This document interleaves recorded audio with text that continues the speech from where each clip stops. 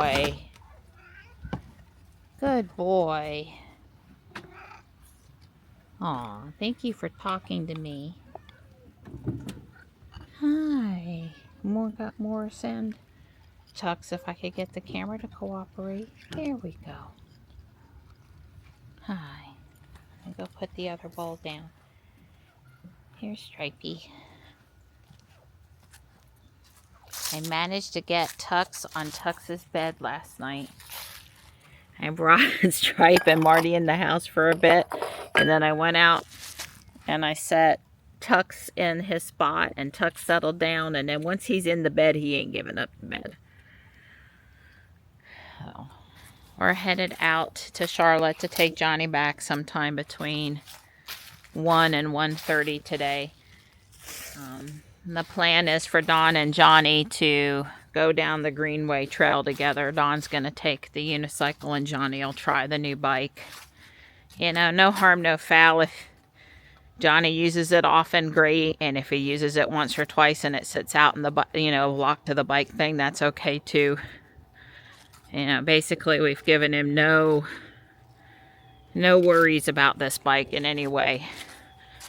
Dawn mostly enjoyed tinkering with it and being out there in the weather and doing something nice for Johnny. And you know, I'm walking down here because I wanted to show you guys the really pretty Sasanqua camellia blooms. I have this one last beautiful flower spike that I've been admiring out the bathroom window. And as I walk, I'm pulling leaves out of plant pots so things look pretty. You know, just kind of looking out over my plants this morning. The butterfly bush actually has quite a few new blooms, but we're going to get potential upper 30s and patches of frost Thursday and Friday morning. So it's about done. I really can come down and cut it back. I haven't seen any butterflies for a few days, but yeah, it's kind of hard with this being, oh, hi Stripe, kind of hard with this being as tall as it is, but from the bathroom window I can really see a lot of blooms open on it, and there's a couple of them. I just, you know, this is where our beloved dog Blaze rests, and we planted this for her. And hi Stripe, I just wanted to come down and see it for a minute. It's very pretty flowers, this Sasanqua camellia, and nicely complemented here by the New Guinea impatiens. So, all right. Things are a little dry now, but we're supposed to get some rain, I think tomorrow. I don't know how much rain, but this time, you know, we really don't need a lot. A couple of tenths of an inch would be good, maybe, you know, just, I don't want to soak and rot things, just a little bit of rain. Hi, Stripey. Where you going, bud? Hi.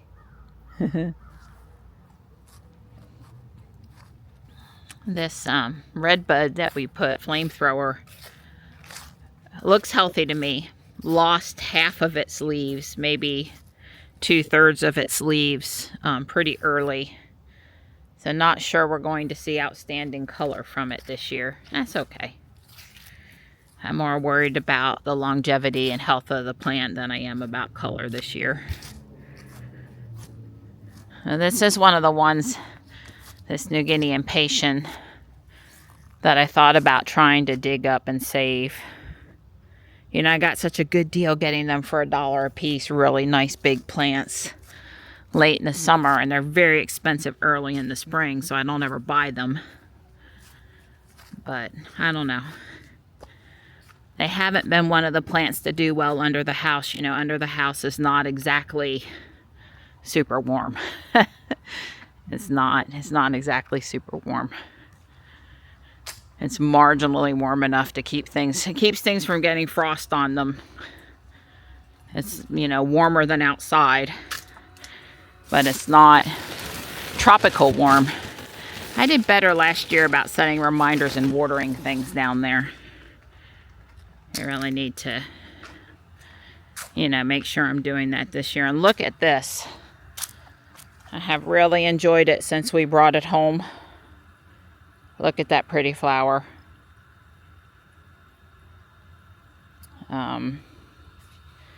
You know, if I was going to set a couple of things in the garage Thursday and Friday morning to try to save them, because we're going to have 2 weeks of beautiful weather afterward. It's going to be, we got 2 cold nights and then we got nights back in the 50s. So if I was going to move anything in the garage to keep it happy, one would be that, the angel trumpet. And right now this is looking really pretty still, but it's about ready to probably to be done. And moving it might knock it off, so I don't know about that.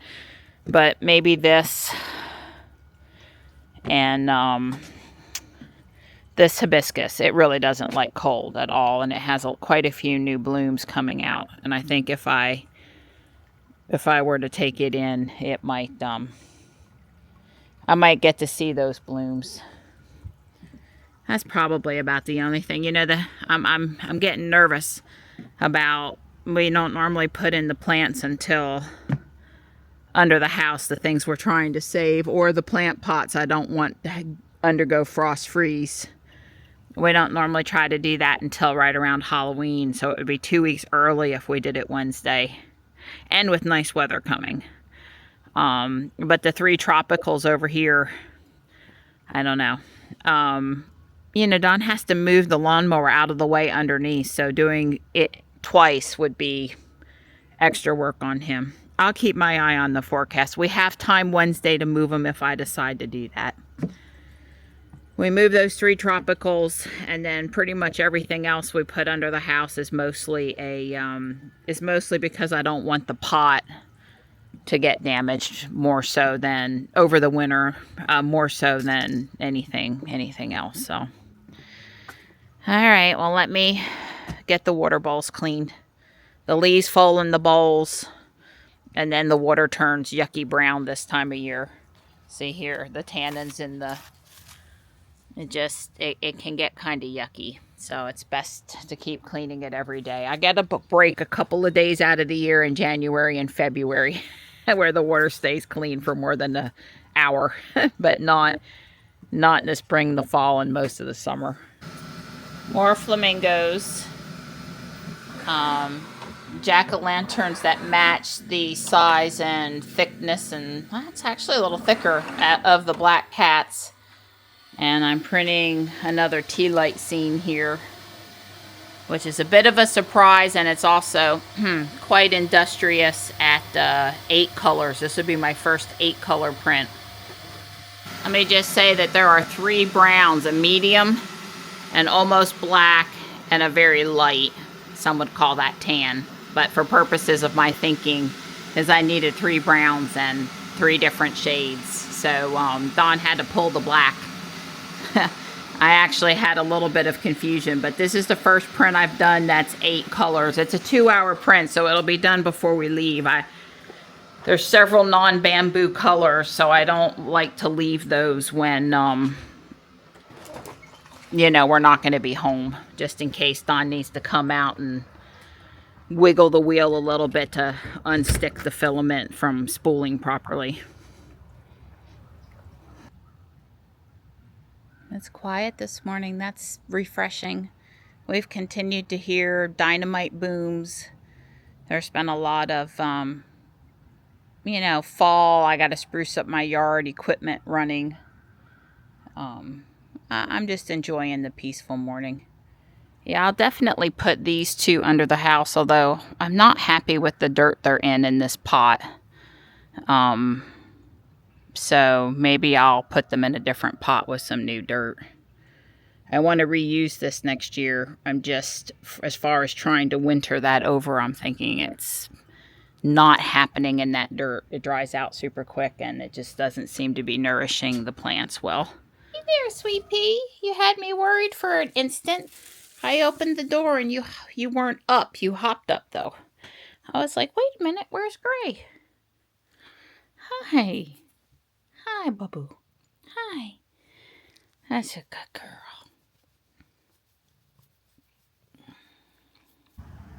It's a beautiful morning out here. We've said hello to our friend Robert. We're on our second pogo loop.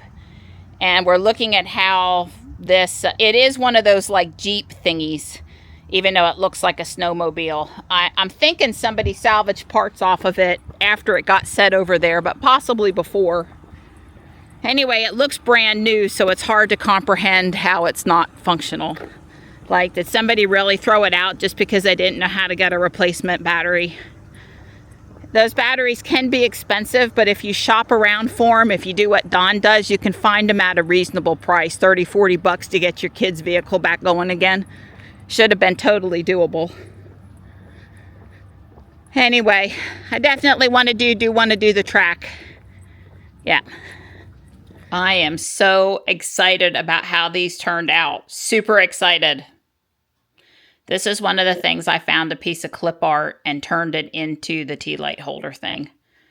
Versus I just found it ready to print. So I did have to do a little bit of stuff on it. Not major stuff, but a little bit. And look at how those 3 brown colors work so perfect. And I'm glad I didn't just go with black where there's dark brown. So this print used all 8 colors. All 8. Just 8. And I'm sure you remember me saying before you can have up to 16. 2 more AMS units for a piece. I don't know that I have a need for more than 8. Not that I've come across yet. On this one, I suppose if I'd had to, I could have switched the yellow to orange, and that would have been okay. But since I didn't have to, I didn't want to. The only thing I'm going to say that I wish Bamboo would do different, and I'm sorry for all the glare, is I can't just hit print again. Because I remap the colors on the final send. They're not the colors that it figured out for it. I had to remap them. And if I print it from here, it doesn't remember those color mappings. And I don't know why. I mean, it seems totally possible for it to do that. So I think somebody in the, code, which is, what's the right word for it? It's out there in the open domain. I can't remember the right word. Open source. Somebody could change the code to do that. We're loading up. The frunk is full. The bike is taken apart. And back here, the cat trees for Johnny's friend that found the kitten about the size of the kitten Michelle and I found. And has raised it now to where I think we're not worrying about it anymore. And yeah, we're almost ready to go. We are on the road. It says 4:38 to campus, but I think that's without the 15-minute stop. We left just a smidge later than, our goal, and that's pretty par for the course with us. But we got everything done we needed to get done, which was what was most important. And it's a gorgeous day. Don's currently driving at 63. Well, that's because this is these twisty roads. Besides the fact that I enjoy driving on these twisty roads, autopilot, like it won't. I had to put my foot on the accelerator, otherwise she won't drive very fast around. I have to control the accelerator. I just soon drive. Yeah.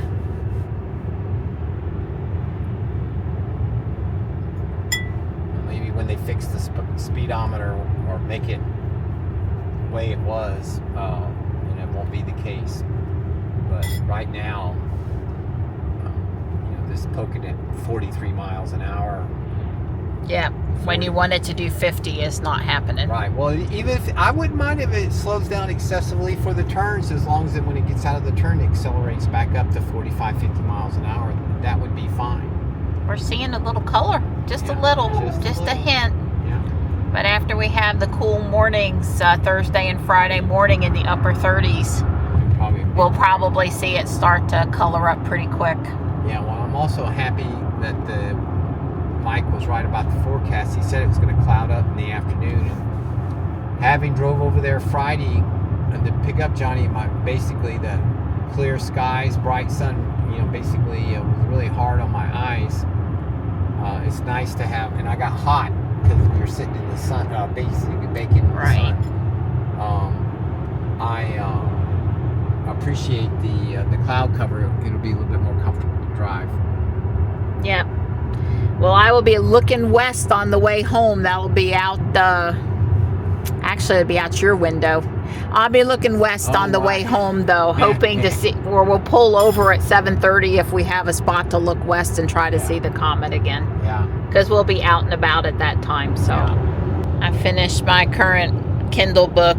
I nodded off for a few minutes and now I'm gonna work on this Lego build, which is over 700 pieces and a little bit industrious to be trying to put together in the car, but I don't have to finish it, so I'm gonna start it at least. And the base, you know, is pretty chunky. I think it'll be fine. Don spotted this electric Equinox all by himself. Yeah. It's a pretty blue. It is. Electric blue. Now Don's got his wish for cloudy conditions and not bright, intense, heading into the sun skies. It's much more comfortable driving when it's like this, but we probably won't see the comet. And hopefully we get home before it rains. It's a hard walk through there, but they have at least put in the stones. But it's still not easy walking through there. I appreciate what they did though. I'm just admiring the coleus for the frost kills it. Yeah. It's coming. Can you get the picture that I'm not in a good mood about the first frost of the season? I'm really not in a good mood about it. It's a trade-off. Less mosquitoes, flowers leave. We're getting 98 kilowatts and we're at 137 miles. I thought that was pretty darn good still. It's not tapered off. She's not calculated back home. You fixing to add that, so she'll tell us when we can leave. Sorry to hold up progress. That's all right, sweetheart. We saw a beautiful extra large dragon's breast celosia plant up there. I've never seen the giant version before. It was really pretty, and there's a little bit more color down here than up in Raleigh. Like there's dogwood trees here that are red, and there's the sun up there in the clouds through Ruby's tent and the cloud tent. It's pretty subdued. Oh, look at the accents on this three. Yeah, I saw them like copper. Kind of copper, the calipers and the trim. Mm-hmm. You could see it better a minute ago because we were slightly going downhill, but wow, for a Sunday afternoon, the traffic coming into Charlotte is just... It's a Tuesday afternoon.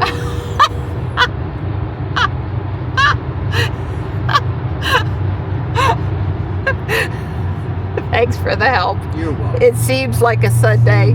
Normally we take Johnny back on Sundays. Yeah, it's Tuesday. Well, I didn't get to go on my shopping today. This is true. Anyway, there's a why. I was mostly just trying to say that there's a serious amount of, and it's inbound.